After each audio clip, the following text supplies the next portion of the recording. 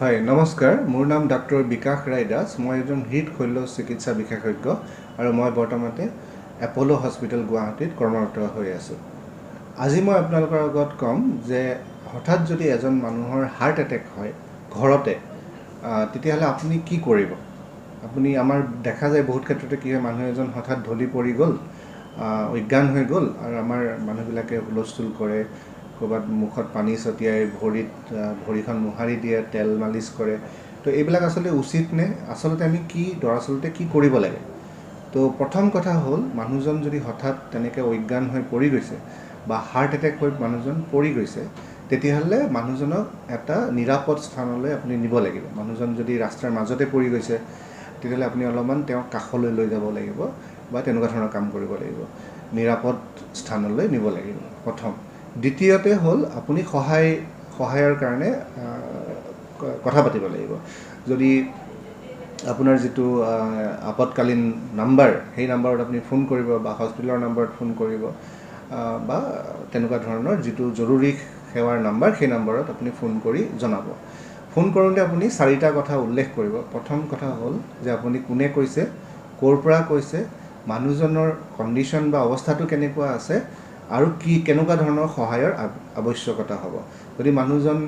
বোলে ধৰক পানীত ডুব গৈছিলে মানুহজনক পানীৰ পৰা তুলি অনা হৈছে তেতিয়াহ'লে তেওঁৰ অৱস্থাটো বেলেগ ধৰণৰ হ'ব তেওঁৰ সহায়টো বেলেগ ধৰণৰ হ'ব আৰু মানুহ এজনক বোলে সাপে খুটিলে তেতিয়া সেই মানুহজনৰ অৱস্থাটো বেলেগ ধৰণৰ হ'ব তেনেকৈ ঠিক এজন মানুহ অজ্ঞান হৈ পৰি গৈছে মানে হাৰ্ট এটেক হৈছে গতিকে সেই কথাখিনি আপুনি ক'ব লাগিব যে মানুহজন এতিয়া অজ্ঞান হৈ আছে সম্ভৱতঃ তেওঁৰ হাৰ্ট এটেক হৈছে আৰু নাম আৰু ঠিকনাটো ক'ব লাগিব যে মই অমুকত আছোঁ অমুক দোকানখনৰ সন্মুখত আছোঁ বা এইখিনি জেগাত আছোঁ এই 4টা কথা কোৱাৰ পিছত আপুনি মানুহজন যদি তেতিয়াও কথা কৈ থকা অৱস্থাত আছে তেতিয়া মানুহজনক সুধিব লাগিব যে আপুনি জৰুৰী কিবা ঔষধ আছে নেকি যিটো আপুনি এনেকুৱা ধৰণৰ হাৰ্ট এটেক হ'লে আপুনি খাব লাগে কাৰণ বহুতো ক্ষেত্ৰত দেখা যায় যে আমি ডাক্তৰে এবিধ ঔষধ আমি তেওঁলোকক দি থোৱা থাকে এনেকুৱা জৰুৰীকালীন অৱস্থাত চৰ্বিট্ৰেট বুলি এই ঔষধটোৰ নামটো এইটো জিভাৰ তলত ল'ব লাগে জিভাৰ তলত ল'লে ঔষধটো আপুনি গলি যায় আৰু তেতিয়া মানুহজনৰ সেই হাৰ্ট এটেকৰ যিটো তাৰ ক্ষয় সেই বস্তুটো অলপ কমি যায় বা মানুহজন অলপমান সুস্থ হৈ যাব এতিয়া যদি মানুহজন কথা কোৱা অৱস্থাত নাই আৰু মানুহজন অজ্ঞান হৈ পৰি গৈছে তেতিয়া আপুনি প্ৰথম গম পাব লাগিব যে মানুহজন সঁচাই অজ্ঞান হৈ পৰি গৈছে মানে হাৰ্ট এটেক হৈছে নে কেতিয়াবা আজিকালিৰ দিনততো মদ খায়ো মানুহ এজন পৰি থাকিব পাৰে গতিকে প্ৰথম কাম হ'ব আপুনি মানুহজনৰ কান্ধত ধৰি ভালকৈ আপুনি জোকাৰি কেনে আপুনি মানুহজনক মাতিব লাগিব যে দাদা আপুনি শুনিছেনে দাদা উঠক এনেকৈ আপুনি জোৰকৈ অলপ কান্ধত থপৰিয়াই কেনে মানুহজনৰ পৰা এটা আপুনি ৰিয়েকশ্যন এটা পাবলৈ চেষ্টা কৰিব লাগিব তাৰপিছত যদি মানুহজনে মাতবোল নাই দিয়া তাৰমানে মানুহজন হয়তো হাৰ্ট এটেক হৈছে তেতিয়া আমি কি কৰিব লাগিব যে আমাৰ তেওঁৰ হাৰ্টটো চলি আছে নাই হাৰ্টটো চলি থকা মানে কি তেওঁৰ পালছটো চলি থাকিব গতিকে পালছটো আমি চাব লাগিব পালছটো আমি সাধাৰণতে আমি যেনেকৈ হাতত চাওঁ কিন্তু এনেকুৱা জৰুৰীকালীন অৱস্থাত আমি হাতত চাব নোৱাৰোঁ আমি এই হাৰ্টৰ একেবাৰে ওচৰতে হাৰ্টটো বাওঁফালে থাকে ইয়াৰ একেবাৰে ওচৰত ডিঙিৰ দুইফালে তেজৰ নলী থাকে কেৰটিড আৰ্টাৰী বুলি কওঁ সেই তেজৰ নলী দুডালে মগজুলৈ তেজ কঢ়িয়ায় গতিকে আমি যদি আমাৰ এই যিটো আছে ইয়াৰ যদি কাষত আমি এনেকৈ হাতখন আমি সুমুৱাই দিওঁ তেতিয়াহ'লে আমি সেই পালছটো আমি গম পাওঁ এজন সুস্থ মানুহৰ সেই আপুনি যদি নিজেও কৰি চায় ইয়াতে আপুনি আপোনাৰ পালছ বা হৃদস্পন্দনটো পাব আপুনি যিকোনো এফালে চালেই হ'ল দুইফালে একেলগে চাব নালাগে কাৰণ দুইফালে একেলগে চালে মগজুলৈ তেজৰ সোঁত বন্ধ হৈ মানুহজন আকৌ অসুবিধা হ'ব পাৰে গতিকে অকল এবাৰহে চাব এনেকৈ যদি আপুনি পালছ পোৱা নাই হৃদস্পন্দন পোৱা নাই তাৰমানে মানুহজনৰ হাৰ্টটো বন্ধ হৈ গৈছে মানে হাৰ্ট এটেক হৈছে দ্বিতীয়তে আপুনি মানুহজনৰ বুকুখন চাব বুকুখন উঠা নমা কৰি আছে নেকি তাৰমানে বুকুখন যদি উঠা নমা কৰি আছে তেতিয়াহ'লে তেওঁ উশাহটো লৈ আছে যদিও হৃদস্পন্দন বন্ধ হৈছে উশাহৰ প্ৰক্ৰিয়াটো চলি আছে হাওঁফাওঁটো চলি আছে আৰু আপুনি যদি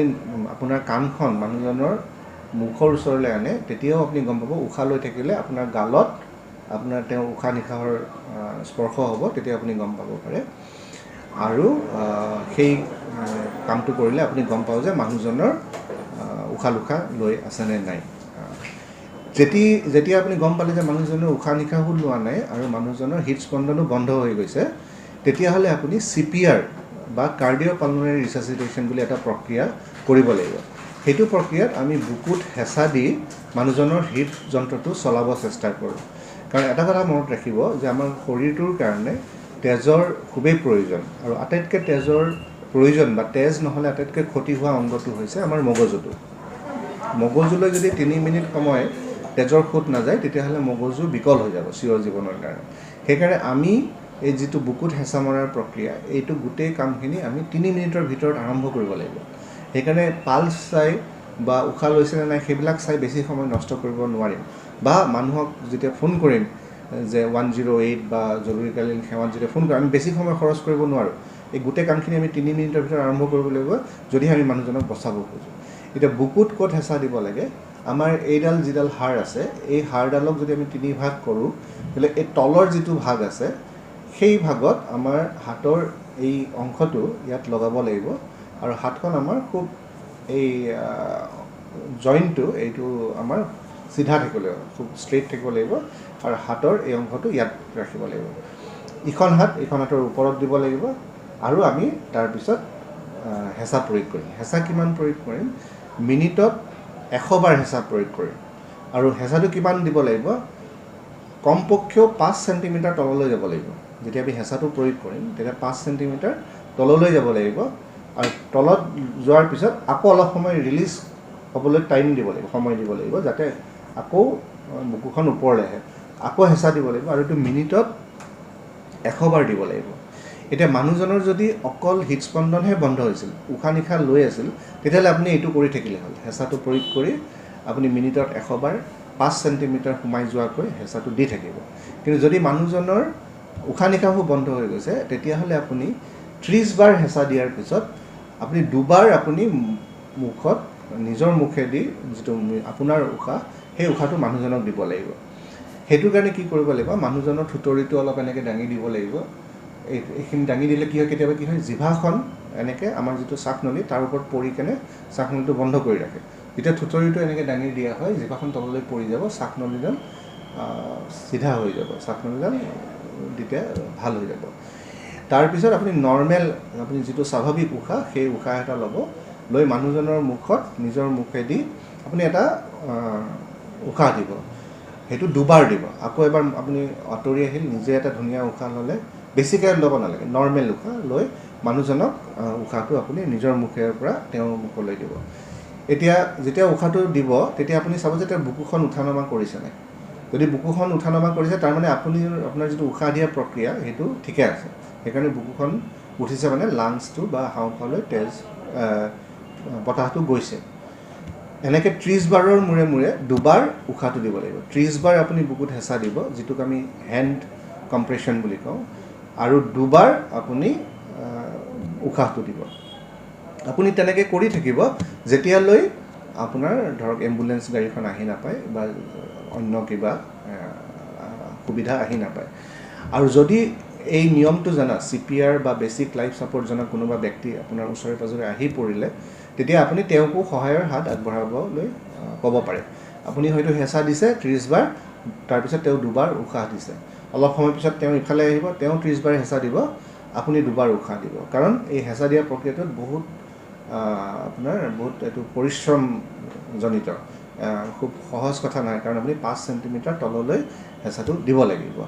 তো এইটো হৈছে জৰুৰীকালীন অৱস্থাত যদি এজন মানুহ অজ্ঞান হৈ পৰি যায় আৰু তেওঁৰ যদি হৃদস্পন্দনে নাই, আপুনি পালছটো চাইছে, হৃদস্পন্দন নাই, তেতিয়া এই প্ৰক্ৰিয়াটো আমি সকলোৱে কৰিব লাগে, আৰু এই প্ৰক্ৰিয়াটো সকলোৱে আমি জনা উচিত, আৰু এই প্ৰক্ৰিয়াটো কৰি আমি মানুহক জীৱনদানো দিব পাৰোঁ। ধন্যবাদ।